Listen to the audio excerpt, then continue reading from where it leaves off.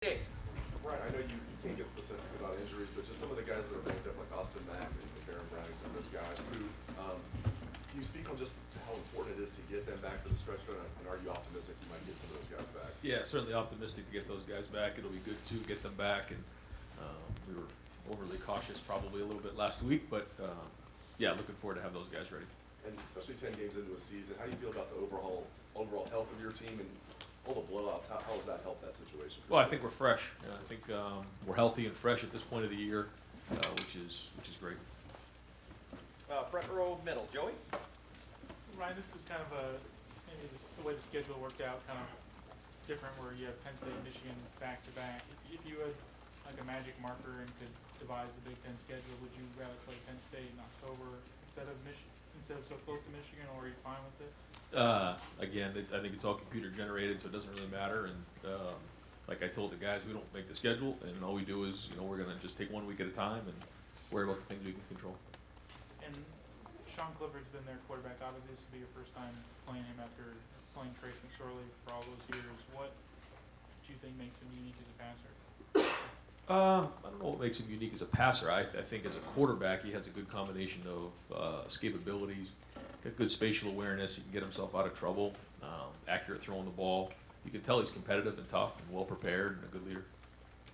Front row left, Mitch. Brian, Justin was, a few weeks ago, was talking about his schedule and how all of his classes are online. And I'm wondering, how much are you aware of whether the players have online classes, are going to class, have to go to class on a certain time, and do you prefer that online situation because it gives them more flexibility for football? Yeah, we're aware of everything. I mean, we make sure we know every week we go through on a Thursday meeting and go through every single class for every single guy on our team at length. That's a long meeting. We make sure we're up to the minute on what's going on. So for sure we know everything that's going on. And I think the online classes bring some benefits to the table for sure. And it's kind of different than the way we all grew up. Very not face to face, but it gives those guys some more flexibility. And so. I think a good mixture of the in person and then also online classes is good. Second row right, Kyle. What are some of the under the radar things that Justin has improved on in his passing game this season, other than just simply throwing the ball? I mean, I think it's all the above. I think every week he gets a little better in each area. So it goes all the way from in the run game, identifying where he's going to go with the ball, because you have to make a decision on just about every run game or every play in the run game. And in passing, it's protections, it's identifying coverage, it's going through protections, it's understanding down and distance, throwing it away, anticipation, all the above. And were you on the scout team at all in Iterative? Yeah. Just, I guess, kind of speak to how difficult that job is, and are there some, I don't know, one or two guys that kind of shine every week on the scout team here this year? There's a lot of guys. We give the Scout Team Player of the Week award. Actually 4 guys each week, 2 on offense, 2 on defense, 1 skill, 1 line. And those guys are just as important as anybody else. The look is so critically important. And there's a lot of guys. There's a lot of guys who started off on the scout team that are playing on special teams or playing right now. And that's a great opportunity every day to go against really good players and to get better. Far left, Lori. Coach, how much of you wants to see your players absorb and enjoy the Passion Tray this weekend, and specifically Senior Day on Saturday? And how much of you would prefer that they be in a hermetically sealed bubble where all they're focused on is what they have to do their 111? Yeah, I think it's easy to say enjoy the experience and say that. I think it's harder to do, but we will talk about that, and we talk about that each week. You got to enjoy it because time waits for nobody. And you have to grab onto this thing and hold on as tight as you can, because this is a special opportunity for all of us, and we have to make sure we understand that. And I think our guys do understand that. I think that they have appreciated each other and the moments, but in big games like this, you're just so focused on what's going on. Sometimes it's hard to really appreciate it all until it's all over. Urban, even at the end of his tenure, was talking about how special his first class of seniors was, because it helped him to establish a foundation of what he wanted to accomplish here? I imagine your feelings for your senior class is similar heading into this weekend? Yeah, there's no question. We've been through a lot in the last couple of years, and love these guys with all my heart. And you know, they've become family, and so certainly for those guys who are having their last game in the stadium like that, it is going to be emotional, and you know, they deserve everything that they get in terms of praise and admiration from everybody in Buckeye Nation for what they've done, and it is a special group. Second row left, Bill. Ryan, I think you have, I don't know, right, a dozen fifth-year scholarship seniors on this team. Kind of a high number for a place like this. Just how have you seen that dynamic impact your roster this year? I think the maturity level is off the charts. I just think having grown men in your program, I mean, if they've been in our program for 5 years, they're grown men. And just the approach, they're almost like player coaches. And, you know, they know what's right, and they're around the team, you know, and the young guys more than we are. And there's a self-police going on right there, and those guys, you know, mentor the younger guys and want to leave a legacy behind. You know, I've heard that several times from many of the players. So having maturity like that is important, because you can tell guys until you're blue in the face about, you know, if we don't show up this week, here's what can happen. But guys who have been through it before and have those scars, it's a little bit more real. How much do you and your staff talk with guys about their individual recruiting classes leaving an impact on the program? There's some guys from 2015 whose class started kind of wonky, but you know they seem to be finishing out the career strong. I don't know if you measure that at all. Yeah, I mean, a little bit. I think that they you know, they have relationships they built when they came in together. There's a bond there when you come in as a group. But you know, we don't talk about it all that much. There was a couple moments last spring where, you know, we grabbed one of the classes and said, now it's time to grow up. You know, no longer are you freshmen. It's time for you guys to now step up. And so we'll do that, you know, a little bit in the off season. But overall, it's not something we focus on. Front row right, Austin. Ryan, what's made KJ such a good fit for what you want to do passing game? I think KJ just got a tremendous way of just playing the game. He's got great body language for a quarterback. Like, you know, certain receivers they know how to get open and they know how to talk to the quarterback with their body language. He understands space. He knows how to get open. He's crafty. He's been around. He's clutch. You know, when you just think about all the plays he's made in his career, it's pretty amazing. And the production that he's had is off the charts. And it goes back, you know, KJ's he's not 4'3", he's not 6'5", but he just has a way, you know, like I think Bill Belichick says about the best thing about a receiver is he gets open and he catches the ball. And that's what KJ does. It just seems like, trying to think of the right way to phrase this. Last year they had the 3 seniors, and he chose to come back, but they overshadowed him a little bit. There's been a lot of talk about Olave or Garrett Wilson this year, the whole thing. It just seems like he's on the brink of these records, but he's never really had the spotlight to himself. What is it, you know, about him that's made him so valuable? Well, I mean, our team knows, you know, in this room right here, when we have our team, the spotlight is on him because he is a team captain and one of the more decorated receivers in the history of the school, and his production again speaks for itself. But you know, and he kind of a leader by example in the way he goes about his business. And but again, I just think it's all those things. You know, some guys are just competitively tough. They understand, again, you know, how space works and how to get open and how to find the open window and how to win against man-to-man and all those things. That's KJ, and he's left a lot of that room, and there's a lot of those younger guys that have learned from him this year. Third row left, Dan. Ryan, you guys seem to be a little more aggressive passing the ball the last couple games.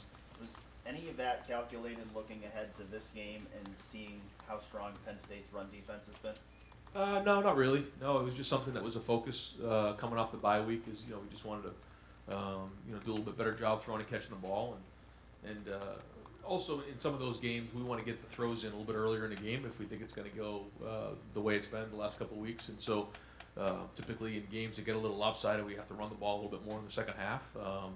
And so when you look back on those games, you want to make sure that guys like KJ and guys like Ben and those guys are getting touches. You know, so that's a little bit calculated going into those games. When you look at this Penn State defense, and I think they're number 1 right now in yards per carry allowed, how important is it for Justin to be ready to have to put the team on his back if that situation Oh yeah, happens? of course he has to. I mean that's what he has to be ready for. That's what he's working for all week is to be in that game and come down and win the game in the fourth quarter like JT Barrett did, like Dwayne Haskins did the year before. And that's the game we're in. So it's going to take everything we have.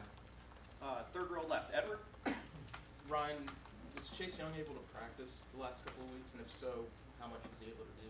Yep, yeah, he's been practicing. He wasn't really involved in the game plan the last couple of weeks, but he has been practicing, and Larry's been doing some extra work with him on the field drill-wise, but now he's right back to practicing with the defense.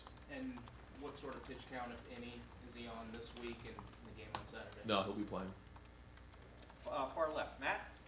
The stakes of this game are obvious with both teams. With a game like this, do you even have to bring that up? Is it all X's and O's? I mean, what a win would mean, you're already in Indianapolis. Could you just talk about the dynamic of that and how much you talk about that versus this is just another game plan? Well, I think our team knows what's at stake. We've talked about that, but now it's time to just focus on Penn State. And this is a talent-equated game. We all know we've been in some games that we've had more talent than some of the other teams we played. This is a team that talent equates. So when that happens, it goes back to discipline, it goes back to fundamentals, it goes back to toughness, all of those things that come into play when your talent no longer matters. And so those are the things, and we got to do a good job putting a good game plan together, let the guys play, and then prepare them to go, and then the team who's more prepared will win the game. There's a lot of stuff that goes when you have a big game like this. ESPN's here, Fox is here, all this stuff. Is it more difficult coaching-wise to make sure everybody's focused? It sounds strange to say because it's such a big game, but with all the distractions, it's even senior day and things like that. Is that something you have to work on with the staff, or are you not worried so much? No, I mean, I think that goes hand in hand with being in Ohio State. When you're to where we are at this point of the year, it's expected. You're going to have a lot of eyes here, but a lot of eyes are on us every week. And I talked to the guys about that even last week. Being at Rutgers, maybe it didn't feel like that, but the whole nation was watching. And if you don't show up to play, then you put yourself at risk. So it's the same thing week in and week out. Certainly, if we knew we'd get to this point, we knew this game was going to be like this, so we're prepared. Front row right, Bill. I've asked you this before, you've asked plenty of times. We thought maybe Cincinnati, we thought maybe Wisconsin, Michigan State, that this would be a game where you truly were tested. You're 10 games in and you really haven't been. At this point of the year, having gone through 10 games, how confident are you that when you are tested, if you're facing real adversity in the fourth quarter, this team is ready? Well, I think in the Wisconsin game, I mean, we were only up 3 points there in the third quarter, and I think that was the one time I can look back and say, yeah, we had adversity at that point. We responded. So I feel good about that. Now whether we do or not, that's going to be based on what happens in this game, and that's why you play the game to find out. But I look back on that moment as a point where our backs were against the wall and we did respond. And you mentioned that in this game, talent is equated. Could you kind of give a rundown of Penn State and what especially concerns you? What phases of their game? What players really concern you? Yeah, first off, James is an excellent coach and does a great job with the program and motivating everybody involved there, and has done that for a long time. He knows how to win in big games, prepare guys in all 3 phases. I think the coordinators are excellent. I think Ricky, Ronnie, and Brent Pry do a really good job schematically, creating a lot of problems, but also being fundamentally sound. And then they have the players on offense. I think Clifford's playing really well. Hamler's more dynamic players in the country. I think Dotson's as good a wide receiver as there is in the Big Ten. And Freiermuth and some of those other guys are really talented as well. So I think you got a skill set over there, guys that can really hurt you. And then on defense, Micah Parsons is as talented as there is again in the conference. They do a good job up front with their front. They mix those guys in. Sean Spencer, D-line coach, does a good job of rolling those guys in and out. They got a lot of depth there. And then really those guys have played a lot of football. I mean, Reed has played a lot of football. There's a lot of guys in the back end who have some experience there. So when you combine the experience with the good coaching and the fundamentally sound schemes, that they pose a major problem for us. And so it's going to be a big challenge. Second row right, Tony. Ryan, you talked about talent being equated. This will be probably the 3rd time you've faced maybe the best run defense in the Big Ten. You've responded really well the first 2 times against Michigan State and Wisconsin, I guess. I'm wondering what allows you to do that? You mentioned toughness. How much of that is at play when you're able to do this against defenses that don't normally allow that? Yeah, I mean, it's a challenge for us because they're very, very good at what they do. And you have to figure out ways schematically to go at them and figure out how you're going to defeat their schemes. But then at the end of the day, it comes back to what we talked about, which is toughness, and getting the game to the fourth quarter and then wearing them down, and then doing everything you can to go win the game in the fourth quarter. And that started in February, January. Exactly. Right behind him, Rob? You touched on this earlier, quarterback-receiver relationship. Sometimes a quarterback has that guy he focuses on. What makes that work? You've done this a long time with quarterbacks. Is there any danger in locking in and depending a quarterback on a certain guy, feels to in the lobby or that? How do you work that through in practice? Yeah, It's well, good and bad, I guess. yeah, no, I think that's why we roll our receivers. That's why, whether it's 7-on-7 or teamwork, we roll those guys constantly. So everybody's getting work with each other. But you're not, as a quarterback, you're not just picking out your favorite receiver. It's all based on coverage. It's based on progressions. It's based on what the defense is giving us. And if KJ Hill is the first read in the progression and he's open, then he's going to get the ball. And if he's not, then something's wrong. If he's not, then it goes on to the next guy. Now, part of that is, do you get open, especially versus man-to-man coverage? If it's zone, then you have to space it out. The timing has to be right. So those are all the conversations that go with it. And guys do have better chemistry with each other. That happens. But I think the more they play with each other, the better off it is. Is that what creates the chemistry? Just that sort of, it works and so it continues to work? I think so. And I think the communication and the time they spend together talking about different things and how much work they want to put into figuring out coverages and talking things out in the game plan helps as well. You spoke on this after the game. It's almost a catch-22. The better you guys have been collectively, it's hurt individual stats in a sense. How much of a tug is that for you to try to work through that whole thing? It's a challenge. It is what it is. It is. Yeah. Frustrating? No, it's not frustrating. Shoot, it's a good problem to have. I'm sure people look at me like, what is he frustrated about? But it's, for those guys, I get it too. They're competitive. They want to be out there. They want to have production, and they are. They're producing at a high level. So there's a lot of football ahead of them. And they know that. They know that. These games here. It's going to take everything we have to win the game. So very, very different than maybe the last couple of weeks. Second row middle, Bruce? In your 2 years here, the Penn State game has been unique, and you've been down by 2 scores in the fourth quarter both times.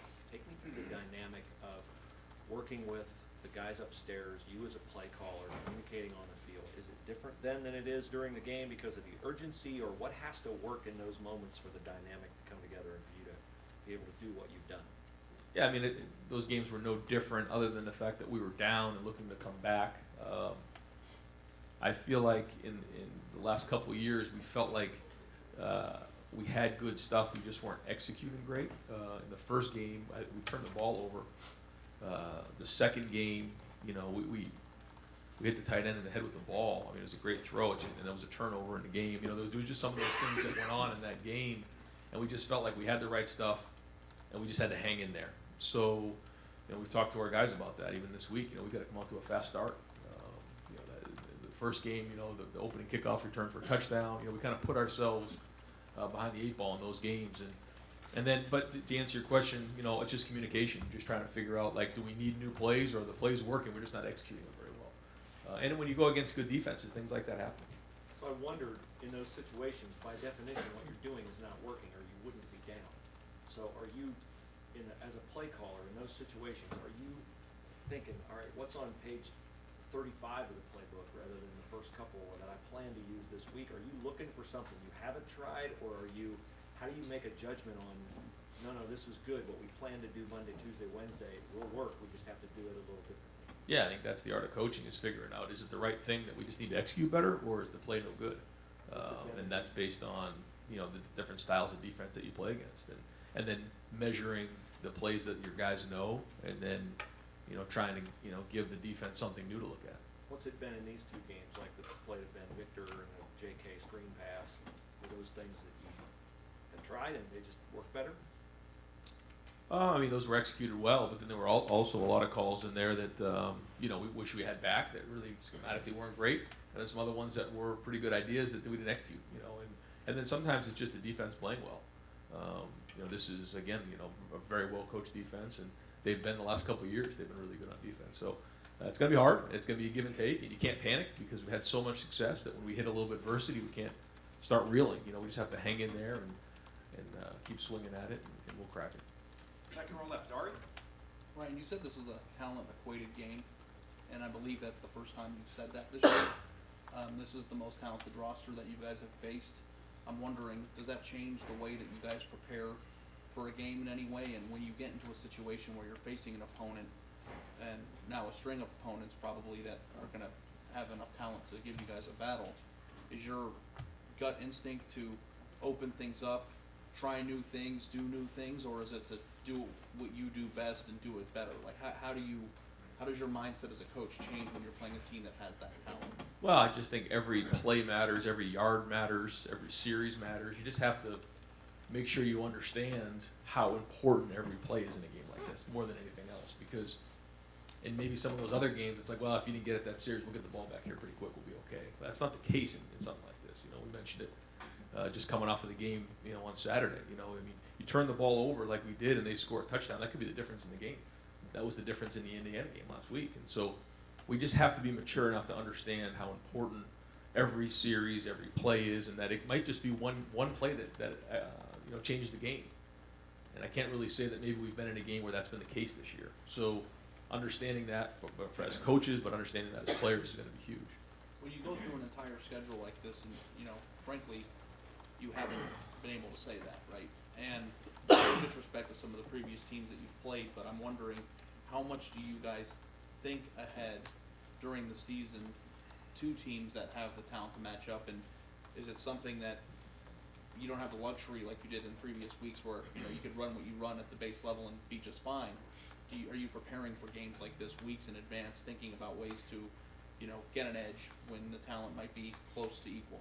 Yeah, and we don't even, it doesn't matter who we're playing. I mean, we spend a lot of time game planning and respect everybody, and you know, try to change it up and mix it up. And a great example of that is doing an onside kick, you know, a couple weeks ago, you know. And so if it's there, we're going to be aggressive. We're going to go after it. So, you know, it's one of those things. You build your offense, defense, and special teams as the season goes on. Just get stronger and stronger and stronger. And just all you really focus on is that game. You start getting ahead of yourselves. That's where you get yourself again in trouble. So you certainly want to build it up and kind of build your packages up as you go. But at the same time, it's all about winning that game at that moment.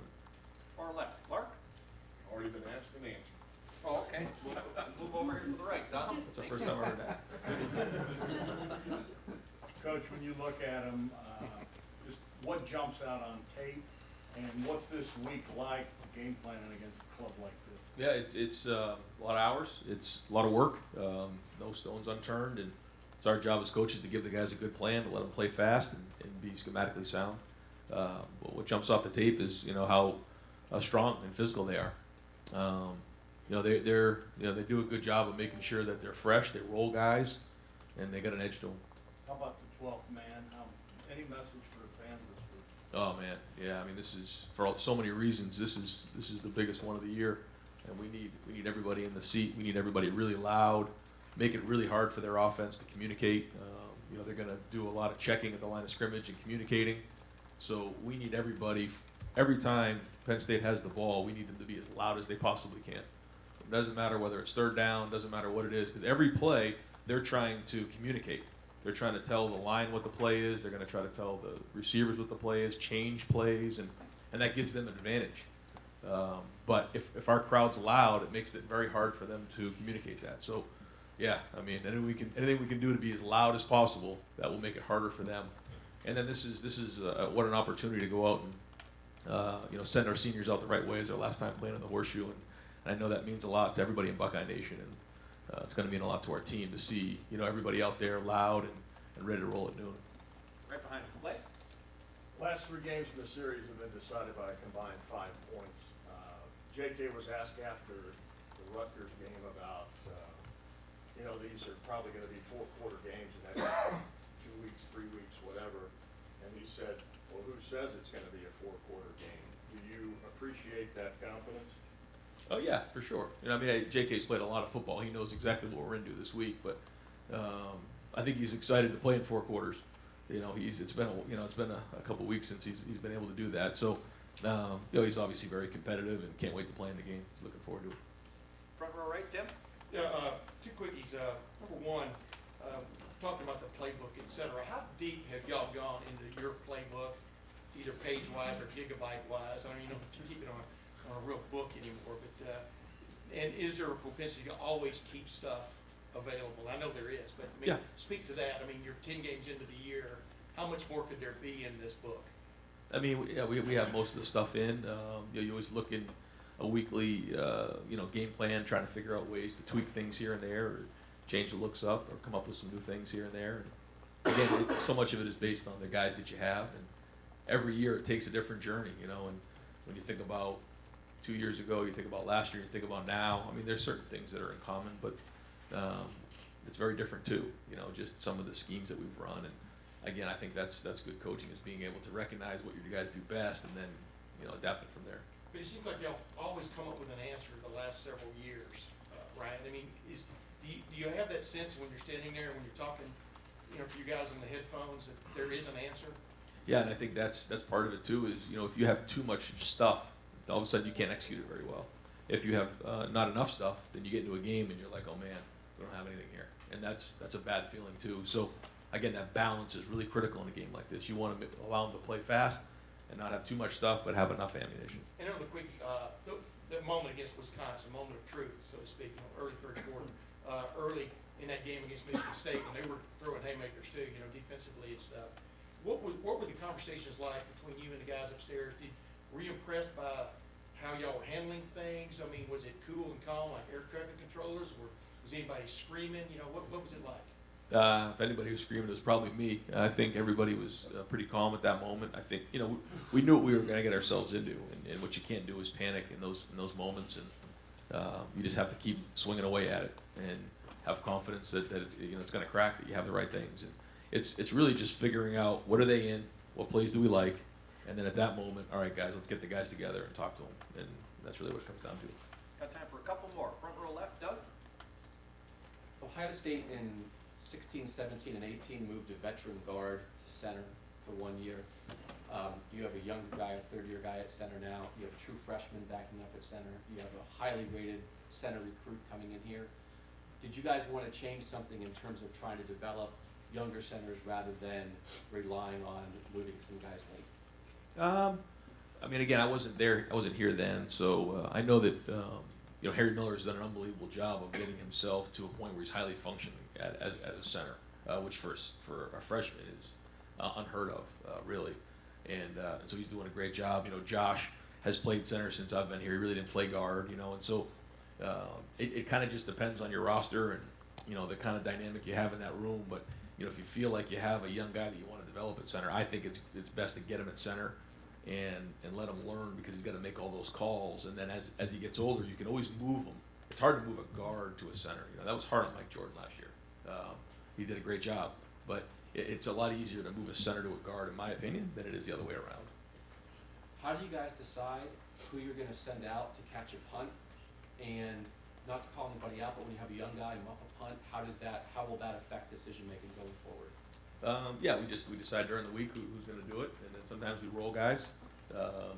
But you know, we have confidence in Garrett. He's certainly a young player who made a mistake, and he's going to learn from it and move on. But he's going to practice better. And again, a lot of it goes back to how you practice. If you're going to practice, you know, intently and do a good job with that, then yeah, we're going to have confidence because we see it in practice. If for whatever reason we don't see it in practice, then we have to make a decision. But he'll practice well this week. And to follow up on what you've sort of been asked about, I mean, you know, the last two Penn State games, again, you guys scored 2 touchdowns in the last 5 minutes, 2 touchdowns in the last 7 minutes to pull these things out. In that moment for you, as the play caller, are you completely calm? Is there electricity in your body? Are you confident? Are you worried? Like, is that what you live for? Are those the moments you hope you never get in that spot? What's that really like? I mean, these guys play you tough. When you sit there and think about that, it's hard to remember. You know, it's hard for me to remember what those feelings were like, because you're in the game. I guess it'd be like asking, you know, a guy who's playing in the game, how were you feeling in this moment? I was just playing, you know, I was just coaching. And I think that's really what it is. And you know, you're not really thinking, you're just reacting, you're competing, and then once the game gets over, I remember last year running up to Coach Meyer on the field and be like, what just happened? You know, and like you just don't realize it until you get done with the game. You're like, that really happened? And because you're doing everything you can to try to get the right plays in and make sure the guys are in the right spot and do everything you can. So hard to remember exactly what was going on. And just the idea of, again, talking about how close the games have been with Penn State. So many teams have trouble playing Ohio State tough. You guys are really good. Is there something to the idea that a program can have a stronger belief of, hey, we can hang with these guys? Like, do you think Penn State coming into this game maybe has a different idea than many teams you play because they have proof of, well, you know, Ohio State beat us the last 2 years, but we pushed them right to the wire. Absolutely, yeah. I mean, and the year before they won, right? I mean, so absolutely, they're a very, very good team, and you know, obviously they felt like they should have won both those games. So, yeah, I mean, they're going to come in here with a tremendous amount of confidence. And final question, 7th row right, Jeremy? Ryan, obviously, all the factors this weekend, the de facto championship game for the division, senior day, you have probably the biggest recruiting weekend of your year also coming up. How do you and the coaches handle all that stuff and still find time to make sure that you're prioritizing guys who are making their way here for a new game? You know, for a game like this, it's very difficult to spend a lot of time with those guys. There's just so much at stake, and I think most recruits understand that. They want to come and feel the atmosphere. They want to see what it's like to be here for a big game and feel that. That's what they're looking for, in my opinion, on a visit like this. They're not looking for a lot of one-on-one time with the coach or, you know, learn about our Real Life Wednesday program or anything like that. That's not what this visit is. And I talk to the guys all the time. Every visit, you're looking to check off a box, and this is a box to check off. You know what it's going, you know, to be playing for the Big Ten championship, and so, you know, Mark and our recruiting staff got their hands full, and we got a lot of people coming in, and they're gonna have to be really organized and do a great job. But to answer your question about the coaches, that it's not gonna get much face time because we're just so focused on this game. Is there a handful or a subset of guys who can get here on Friday, maybe better, or, you know, stay later, or how do you work that out with the individual? Yeah. I mean, based on if they're still in the playoffs and if they have a game Friday night or not, we try to get them here early. Then it's hard to get hotel rooms. I mean, there's a lot of logistical stuff that everybody on the staff is working on. But even on Fridays, you know, they're not going to get much out of us. You know, I have a hard time, you know, before games really focusing on talking to recruits and their families when there's such a big game like this. Just the way it is. And then I'll hang with them all night afterwards. But that's just kind of the way it goes. Great. Coach, thank you very much.